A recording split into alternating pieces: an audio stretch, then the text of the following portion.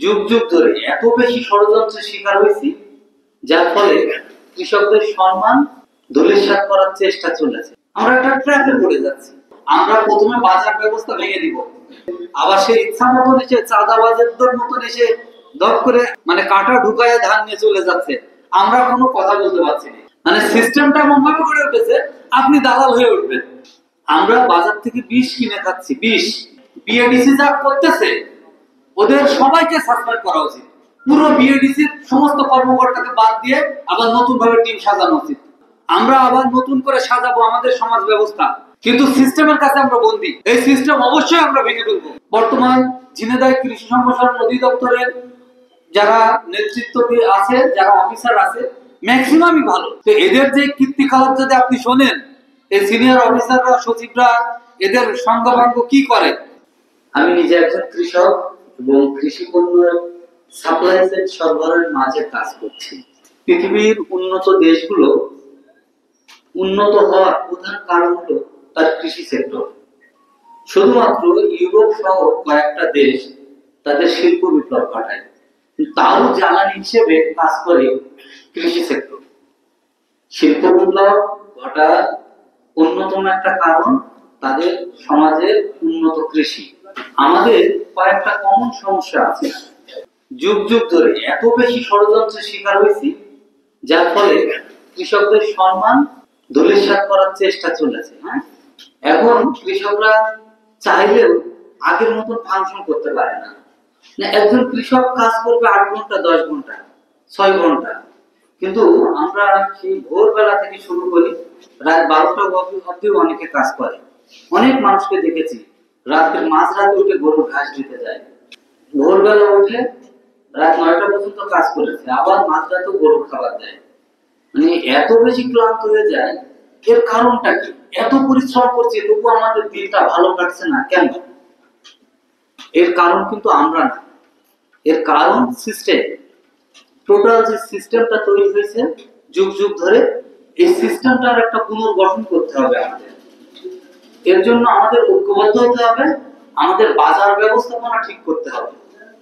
আমার 1 কেজি মাংস উৎপাদন করতে খরচ যদি হয় 600 টাকা, একজন কৃষকের কি পরিমাণে শ্রম এবং বিনিয়োগের সাথে অ্যাড হয়েছে, তার সাথে তার প্রফিট যোগ করে মাংসের দাম হতে হবে। তখনই আমার কৃষক আমরা ন্যায্য দাম পাবো। ঠিক এইভাবে গরু না, গরু থেকে শুরু করে সকল ফসল, সবজি, সবগুলোর দামটা এইভাবে নির্ধারণ করতে হবে। আমাদের প্রতিটা ইউনিয়নে খাবার সংরক্ষণের জায়গা রাখতে হবে। আমরা যেন চাইলেও একটা খাবার 15 দিন, 1 মাস, 2 মাস সংরক্ষণ করতে পারি। এটা আমাদের প্রাণের দাবি হওয়া উচিত। আসলে আমাদের দাবি অন্য কেউ পূরণ করে দেবে না। কোন নেতার সাধ্য নাই আমাদের অধিকার সংরক্ষণ করা। আমাদের অধিকার আমাদেরকেই সংরক্ষণ করতে হবে। তো এর জন্য আমরা কি করব? আমরা যেখানে আমাদের একজন কৃষক লাঞ্ছিত হবে, সেখানেই প্রতিরোধ গড়ে তুলব। সেখানে আমরা দলে দলে লোক সমবেত হব। প্রশাসন এবং আমাদের যারা কর্মচারী, রাষ্ট্রের কর্মচারী হিসেবে কাজ করে, তারা যেন আমাদের ক্ষতি করতে না পারে, সেই জন্য ঐক্যবদ্ধ পদক্ষেপ নিতে হবে। একজন কৃষক যদি কোনো সরকারি অফিসে অপমানিত হয়, তাহলে 1000 কৃষক যে সে অফিস বন্ধ করে দিব। আমরা ওই কর্মচারী চাই না যে কর্মচারী আমার পকেটের পয়সা নিয়ে আমাকে অপমান করে। আমি এমন কর্মচারী চাই না, আমার রাষ্ট্রে এমন অফিসার তৈরি হোক, সেটা চাই না যে অফিসার শুধু বীজ বাণিজ্য করে লক্ষ লক্ষ টাকা ইনকাম করছে, যার ফলে হাজার হাজার কৃষক যেই বীজটা পাওয়া দরকার জানুয়ারিতে সেই বীজ পাচ্ছে মার্চে। তখন সেই বীজটা কি হবে? আমরা একটা ট্র্যাপে পড়ে যাচ্ছি, তাই না? আমাদের নিরাপত্তার জন্য কয়েকটা জিনিস দরকার। আমাদের উন্নত মানের ভালো বীজ, এটা সিন্ডিকেটের বাইরে থাকা উচিত। আমাদের সার নিয়ে যেন প্রতারণা না হয়। কৃষক যেন বাছাই করে সার কিনবে। বাছাই করার জন্য তো আমরা লোক রেখেছি, আমরা রাষ্ট্রকে ট্যাক্স দিচ্ছি, আমরা লোক তৈরি করছি যারা বেতনযুক্ত কাজ করছে। তারা কি অডিট করে? যেমন তেমন সার আসে, সারে কাজ করে না। হাজার হাজার ওষুধ কোম্পানি প্রতিদিন তৈরি হচ্ছে কেন? আমাদের কোন ওষুধ কোম্পানির ওষুধ কতটুকু কাজ করছে, এর জন্য তো আমরা কর্মকর্তা নিয়োগ দিয়েছি। আমাদের কৃষি সম্প্রসারণ অধিদপ্তর রয়েছে, আমাদের নিরাপদ খাদ্য, আমাদের ভোক্তা অধিকার, হাজার হাজার সংগঠন রয়েছে, আমাদের প্রশাসন রয়েছে। তাহলে এই জায়গাটা আমাদের আরেকটু নড়ে চড়ে বসতে হবে, আমাদের চোখ কান খোলা রাখতে হবে, আমাদের স্পষ্ট দাবি স্পষ্ট করতে হবে যে আমরা আমাদের অধিকারটা ফিরে পেতে চাই। আমাদের অধিকার নিয়ে আর কাউকে আমরা ছিনিমিনি খেলতে দিব না। আমরা চাইলেই পারব। আমরা আজকে সারা দেশে কৃষকরা ঐক্যবদ্ধ হচ্ছি, অনেক তরুণ কৃষক এখন চলে আসছে সামনে। আমরা চেষ্টা করব আমাদের কৃষকদের ভিতরে নেতৃত্ব গড়ে উঠবে, আমরা সবাই মিলে ঐক্যবদ্ধ হয়ে এই সিন্ডিকেট গুলো ভেঙে দিব। কোন দল আমাদের বাধা না, কোন রাষ্ট্রীয় বর্তমান সিস্টেম আমাদের বাধা না। আমাদের প্রধান বাধা আমাদের ঐক্য। আমরা অধিকার সচেতন না, এটাই হলো আমাদের প্রধান বাধা। আমরা যদি একটা জোয়ার তুলি, আমরা টোটাল সিস্টেম চেঞ্জ করে ফেলবো, একদম সময় নেব না, শর্ট টাইমে সিস্টেম চেঞ্জ করে ফেলবো। অনেক অনেক সৎ অফিসার আছে, আমরা সৎ অফিসারকে আমাদের চাকরিতে বসাবো। বিসিএস এর একজন ক্যাডার যে দুর্নীতি করবে তাকে সাসপেন্ড করা উচিত, তার সম্পদ রাষ্ট্রীয় সম্পদে পরিণত করা উচিত। বাংলাদেশ একমাত্র কৃষি সেক্টরের উন্নতির মধ্য দিয়ে দেশের চেহারা পাল্টানো সম্ভব। একমাত্র কৃষকরা জেগে উঠলে দেশের পরিবর্তন সম্ভব, আর কেউ সম্ভব না। এই ছাত্ররা যারা চেষ্টা চালাচ্ছে, এদের সাথে কৃষকরা ঐক্যবদ্ধভাবে আছে বলে আজও তারা টিকে আছে। আপনারা খেয়াল করে দেখেন, এই ছাত্রদের অধিকাংশ কৃষকের সন্তান। এখন কৃষি পরিবার থেকে যদি আমরা আরেকটু ডাক দিতে পারি, আমাদের সন্তানদের আমরা কৃষক হিসেবে তৈরি করতে উদ্বুদ্ধ করি, মানে আমার একজন কৃষক অবশ্যই তার ইনকাম হওয়া উচিত, এমন ইনকাম হওয়া উচিত তার জীবন ধারণ করার পরে সে যেন তার একটা সেভিংস থাকে, সে যেন এক সপ্তাহ অসুস্থ থাকলেও ঋণ করতে না হয়। এই পরিমাণে ফসলের দামটা এইভাবে আমাদের নির্ধারণ করা উচিত। তা আমাদের সকল ফসল, যেমন ধরেন ধান, গম, পাট, মাছ, হাঁস, যেখানে যা ফসল আছে সকল ফসলটা আমরা দাম নির্ধারণ করব। আমরা অন্যের উপরে আর নির্ভরশীল থাকবো না। দামটা কিভাবে নির্ধারণ করব? যেমন ধরেন স্কয়ার, বেক্সিমকো, এসিআই, সব কোম্পানি তার পণ্যের দাম তারা নির্ধারণ করে দেয়। আমরা প্রতিটা ইউনিয়নে আমাদের যে কৃষকদের কমিটি থাকবে, সেই কমিটিকে গুরুত্বপূর্ণ রোল প্লে করতে হবে। আমাদের গ্রামে গ্রামে যে কমিটি থাকবে তাকে গুরুত্বপূর্ণ রোল প্লে করতে হবে। মানুষের একজনের ব্যক্তিগত দল একটা পছন্দ হতেই পারে, কিন্তু কৃষকের স্বার্থ নিয়ে যে দলই ছিনিমিনি থাকবে তার পাশে আমরা থাকবো না। আমরা অবশ্যই কৃষকের স্বার্থকে সবার উপরে রাখবো, তাহলে দেশের চেহারা পাল্টে যাবে, মানুষের দুর্নীতি করার সুযোগ আর থাকবে না। আমরা শুধুমাত্র কৃষকরা, আমাদের এখান থেকে কিন্তু দুর্নীতির বাসা তৈরি হচ্ছে। অনেক কৃষক আছে তার সন্তানের ফসলি জমি বিক্রি করে চাকরিতে ঢুকাচ্ছে। কিসের চাকরি? সে দেখা যাচ্ছে সেটেলমেন্ট অফিসের পিয়ন হবে, 15 লক্ষ টাকা 2 বিঘা জমি বিক্রি করে পিয়ন বানাচ্ছে। বলেন, আপনার 2 বিঘা জমিতে যে ফসল হয়, আমার ফসলের সঠিক দামটা যদি আমি পাই, আমার সন্তান সব থেকে উন্নত জীবন যাপন করবে, কৃষক সবচেয়ে উন্নত জীবন যাপন করবে। সেই জায়গাটা আমাদের ঐক্যবদ্ধভাবে দাবি আদায় করতে হবে। আমরা আস্তে আস্তে কর্মসূচির ভিতরে যাব। আমরা প্রথমে বাজার ব্যবস্থা ভেঙে দিব। আমাদের বাজারে যেভাবে আমাদের সাথে লুটপাট করা হয়, বাজার ডাক হয় প্রতি বছর, আপনারা জানেন বাজার ডাক হয়, সরকারের একটা পর্যবেক্ষণ টিম আছে, এটাকে তারা নার্সিং করে। তো আমরা স্পষ্টভাবে আমরা প্রশাসনকে জানাবো, আমরা ঐক্যবদ্ধভাবে প্রশাসনকে জানাবো এবং প্রশাসনকে বাধ্য করব আমাদের ন্যায্য অধিকার ফিরিয়ে দিতে।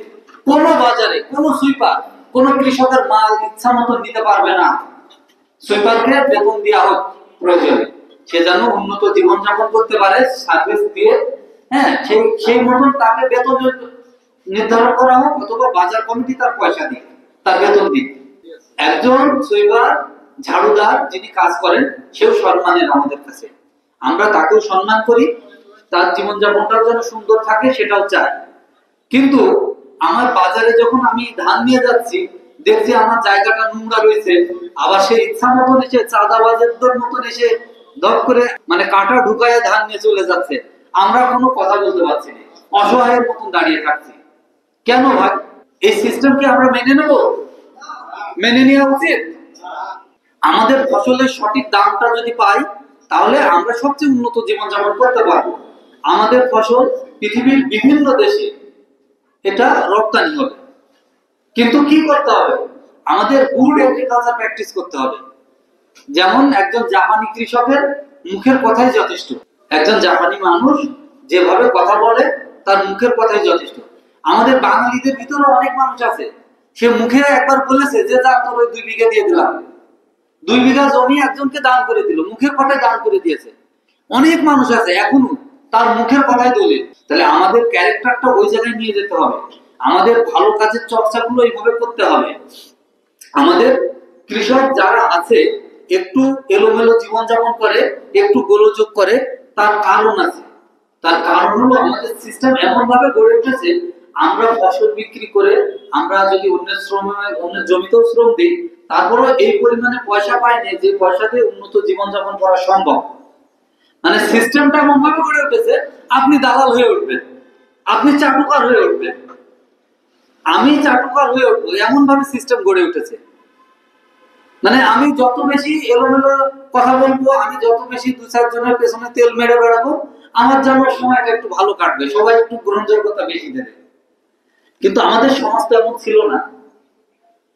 আমাদের সমাজ, বাঙালি কালচার, আমাদের দেশের কালচার এমন ছিল না। এমন আস্তে আস্তে হয়ে গেছে, একটা অধঃপতন তৈরি হয়েছে। এই অধঃপতনের জায়গা থেকে আমাদের ঘুরে দাঁড়াতে হবে, একটা নৈতিক চর্চা করতে হবে, নিজেরা নিজেদের সম্মান দেব এবং বুঝতে হবে। আমার একজন কৃষক ভাই, সে তার সন্তানের লেখাপড়া করাইতে যে মুরগি বিক্রি করে দেয়া লাগে, তার জমি বন্ধক করা লাগে, তার ওই এনজিও থেকে লোন নেওয়া লাগে। তাহলে আমি যদি আমার ন্যায্য অধিকারটা পাই, আমার ফসলটা, আমরা সরকারের কাছে কারোর কাছে ভিক্ষে চাচ্ছি না যে আমার ওই 2 কেজি বীজ কবে দেবে, 2 কেজি সার দেবে, এসব আমাদের দরকার নেই। আমাদের বাজার ব্যবস্থাটা স্ট্রংলি পরিচালিত হোক।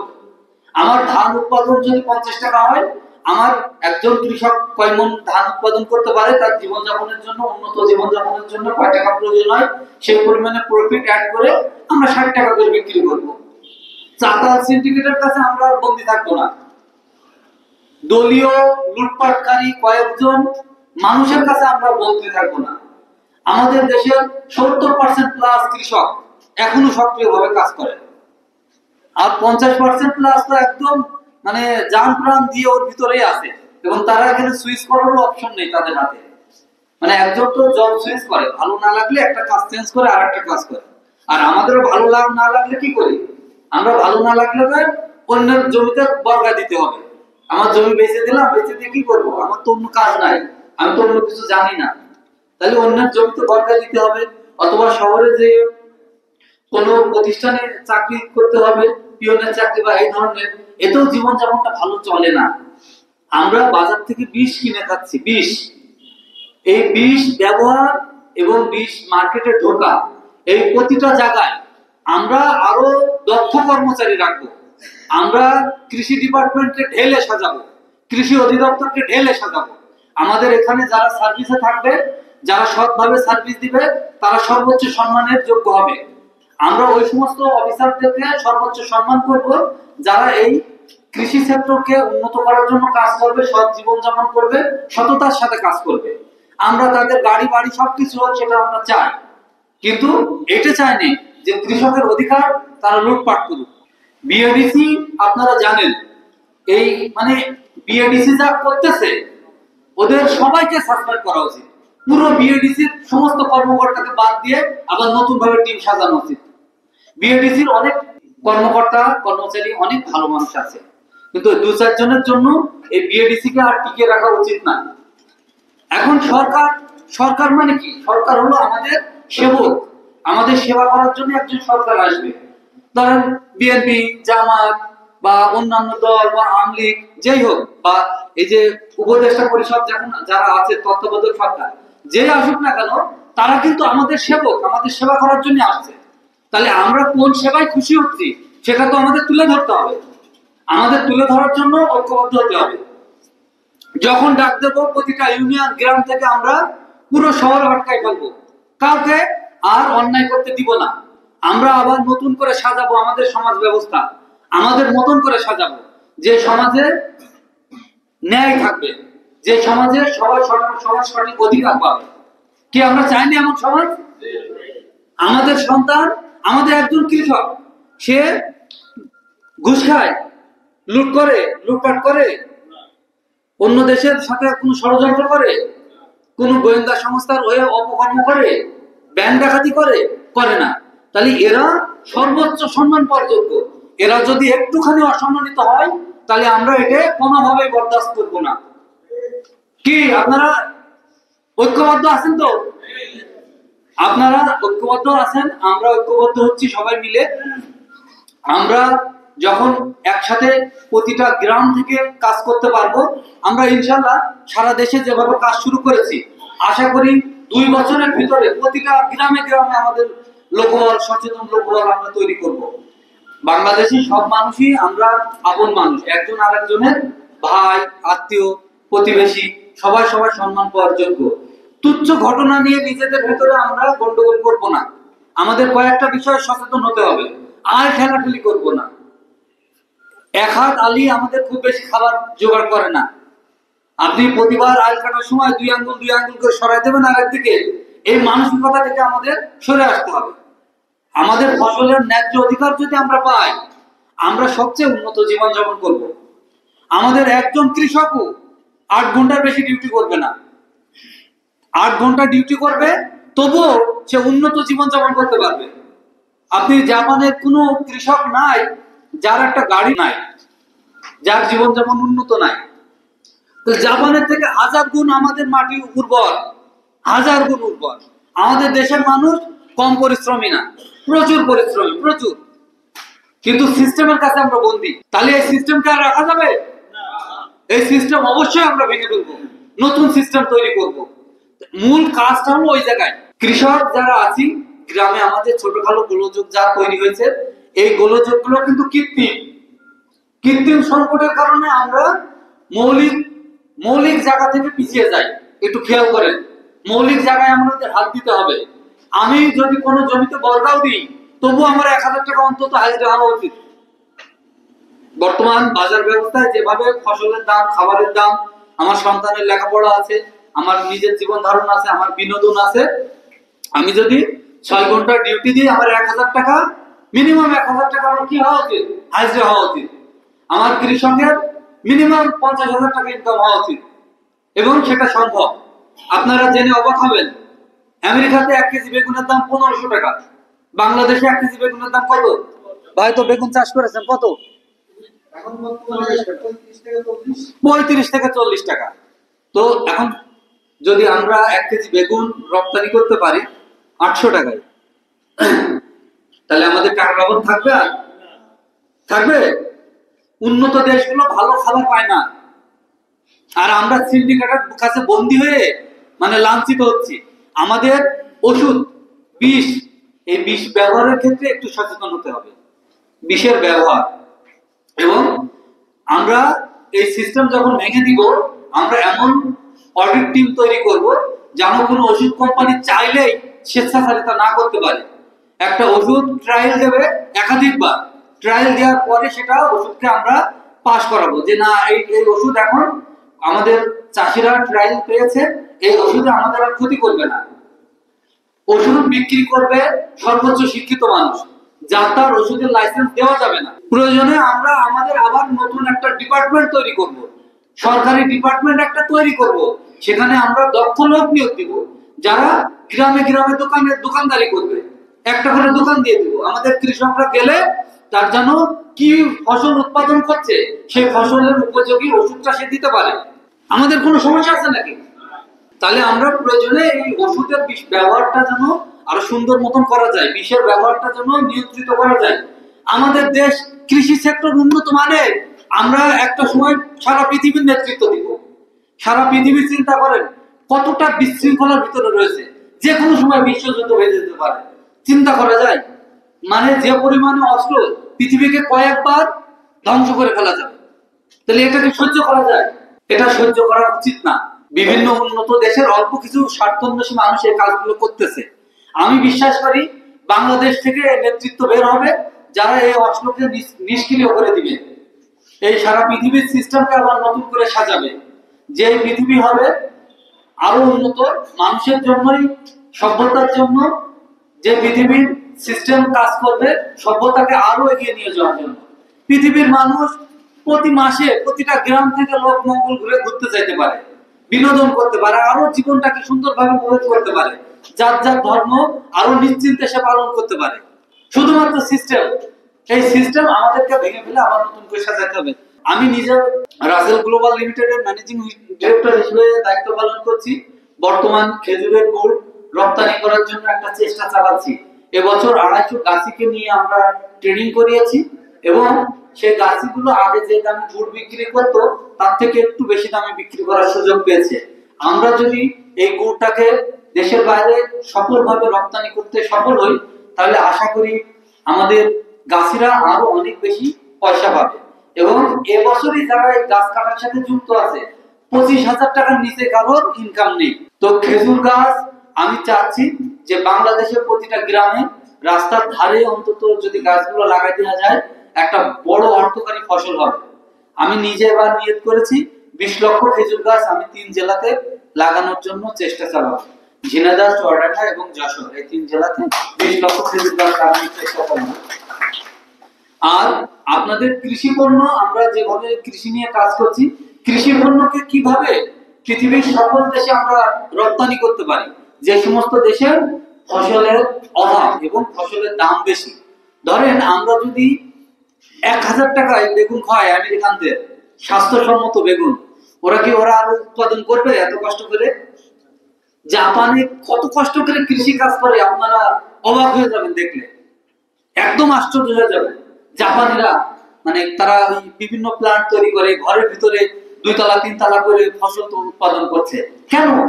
জাপান আমাদের থেকে অনেক গুণ বড়, কিন্তু উর্বর মাটি নেই, পাহাড় পাথরে ভরা। তাহলে তারা এত কষ্ট করে কৃষি ফসল উৎপাদন করছে। আমরা বলবো যে ভাই তোমার এত কষ্ট করার দরকার নেই, আমার দেশের সোনার মাটি, আমরা আমাদের ফসল তোমার কাছে দিই, তোমার উৎপাদন করতে খরচ হচ্ছে 1000 টাকা, তুমি আমাদের 900 টাকা দিও না, আমাদের উৎপাদিত সেরা খাবারটা খেয়ে দেখো। সারা পৃথিবী আমাদের দেশের খাবার খাওয়ার জন্য তাকিয়ে থাকবে। শুধু নিয়ন্ত্রিত ভাবে আমরা চাষ করব। কি করব? মাটির স্বাস্থ্যটার দিকে আমাদের খেয়াল রাখতে হবে। মাটির স্বাস্থ্যকে আমরা ফিরিয়ে আনবো দিন দিন, হ্যাঁ, আস্তে আস্তে ফিরিয়ে আনবো। একবারে সম্ভব না, একবারে রাসায়নিকের ব্যবহার আমরা বন্ধ করতে পারবো না, তবে নিয়ন্ত্রিত মাত্রায় ব্যবহার করব এবং বীজটাকেও নিয়ন্ত্রিত মাত্রায় ব্যবহার করব, যেন সারা পৃথিবীর মানুষ আমাদের খাবারটা নেয়, তারা চালায়। বিভিন্ন দেশে যখন আমাদের খাবার যায়, ওই একটা দেশে যখন যে দেখে যে আমরা কিছু অসৎ ব্যবসায়ী এই খাবারটা নিয়ে যাচ্ছে এবং সেই খাবারটা ভিতরে মানুষের জন্য ক্ষতিকর উপাদান আছে, তখন কিন্তু সেই দেশ আমাদের সম্পর্কে একটা খারাপ ধারণা করছে। আসলে বাংলাদেশের মানুষ এত ভালো, তার এই দেশের মানুষের কোনো তুলনা হয় না। অল্প কিছু মানুষ, সারা দেশে মানে 2-1 লক্ষ মানুষও নেই খারাপ মানুষ, যারা এই গুড় পাকায়, যারা এই সিস্টেম করে, এই ঝামেলাগুলো করতেছে। তা আমরা কোটি কোটি মানুষ, এই কয়েক লাখ মানুষের কাছে আর বন্দী থাকবো না। তো আপনাদের কি কারো কোনো ওপেন কোনো প্রশ্ন থাকলে করতে পারেন, আপনাদের প্রশ্ন উত্তর দিয়ে আমার বক্তব্য শেষ করব। আমাদের জেলার সভাপতি এবং সেক্রেটারি সহ গুরুত্বপূর্ণ নেতৃবৃন্দ আছে, তাদের মূল্যবান বক্তব্য দিবেন। আপনাদের কোনো বক্তব্য থাকলে বলবেন, আমি প্রশ্নের উত্তর দিব। হ্যাঁ বলেন, আপনার নাম কি? ভাই বাসা কোথায়? আচ্ছা আচ্ছা, কন্যাদা গ্রামের ভাই আমাদেরকে যে কথাটা জানালেন, আমি মূলত ধরেন যে সমস্ত কারণে এই উদ্যোগগুলো মার খেয়ে যায়, তার প্রধান কারণ হলো ব্যবসা। মানুষ যখন ব্যবসা হিসেবে নেয় এটাকে, তখন সে অধিক মুনাফার জন্য একজন আরেকজনকে ঠকানোর জন্য কাজ করে। আর আমি যেভাবে নিয়েছি বিষয়টা, আমি বিষয়টা নিয়েছি সেবা। আমার ব্যবসা আরো আছে, জীবন ধারণের জন্য নিজে যেটুকু চাষ করি এতে চলে যায় আলহামদুলিল্লাহ। এখন যে সেবাটা করতে চাই, আমি চাই প্রতিটা ইউনিয়নে আমরা এমন সুন্দর কমিটি গড়ে তুলব, সেই কমিটিকে এম্পাওয়ার করব। ব্যবসা করবে কৃষকরা, কৃষকদের নিজস্ব সিস্টেম থাকবে, নিজস্ব বাজার ব্যবস্থাপনা থাকবে, আমরা কারোর কাছে বন্দী থাকবো না। এবং যারা ব্যবসা করে, সাপ্লাই চেইনে আছে, তারা আমাদের অংশ হয়ে যাবে, আমরা তাদের অংশ হবো না। কিভাবে তারা আমাদের অংশ হবে? ধরেন আমরা আজকে একটা ইউনিয়নে 50,000 টন ধান উৎপাদন করলাম, তাহলে এই ধানটা গ্রেডিং আছে, কয়টা গ্রেডের ধান হয়েছে, কতগুলো চাষি উৎপাদন করেছে, এই গ্রেডের ধানটা কিভাবে বিক্রি করলে সর্বোচ্চ প্রফিট হবে, সর্বোচ্চ বেশি দামে বিক্রি করা যাবে, সেটা নিয়ে আমাদের এই কমিটি কাজ করবে। হ্যাঁ, আর এখানে করাপশনের কোনো জায়গা থাকবে না, করাপশনের কোনো জায়গা দিব না, কোনো সুযোগ দিব না। আমরাই তৈরি করব, আমাদের সন্তানদের ভিতরে আমাদের ভাইদেরকে টেনে নিয়ে আসবো। আপনার গ্রামে কি যোগ্য মানুষ নেই, তাকে আমরা তুলে নিয়ে আসবো, তাকে ট্রেনিং করাবো, বলবো ভাই তোমার বাপের স্বার্থ, তোমার স্বার্থ তুমি রক্ষা করতে পারবা, তোমার স্বার্থ অন্য কেউ রক্ষা করে দিবে না।